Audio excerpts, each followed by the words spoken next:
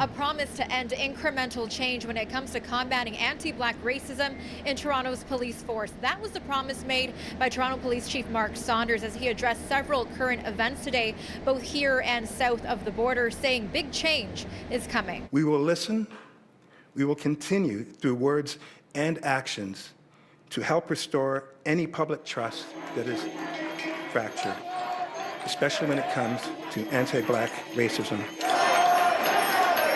In a wide-ranging press conference, Police Chief Mark Saunders addressed the death of George Floyd, the black man who died in Minneapolis after a white police officer knelt on his neck for nearly 9 minutes, while Floyd was in handcuffs lying on the ground, pleading for his life. I got this all on camera. Watch out. Saunders stressing that form of restraint is not used by Toronto police. And I want to be clear that this organization does not, and I repeat, does not trained to this. Saunders commenting on what it felt like being a black police chief watching the video of George Floyd being killed, while also defending his service and how far they've come since he took over as chief. Community has to have a stronger footprint.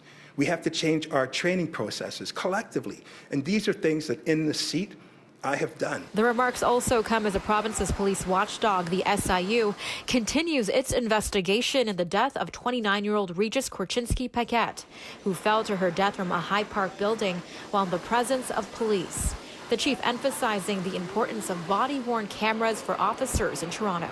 This adds to transparency between police and community. Saunders fielding questions about the police budget of over $1 billion after many groups called on the budget to be reduced so funds can be allocated to other community services.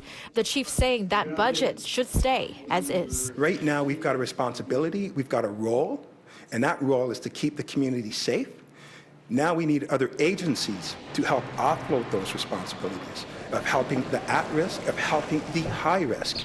Then we can start talking about the reduction. The chief calling anti-black racism within the force a harsh reality and says he wants to work with the black community to make positive strides forward. Not only working with us collectively, but more importantly, looking at our procedures, looking at our regulations, looking at how we trained, and using a racialized lens to figure out how it can be improved. The chief was also asked about upcoming protests this weekend. He says the protests to date have been peaceful, and he intends on being involved in these upcoming demonstrations.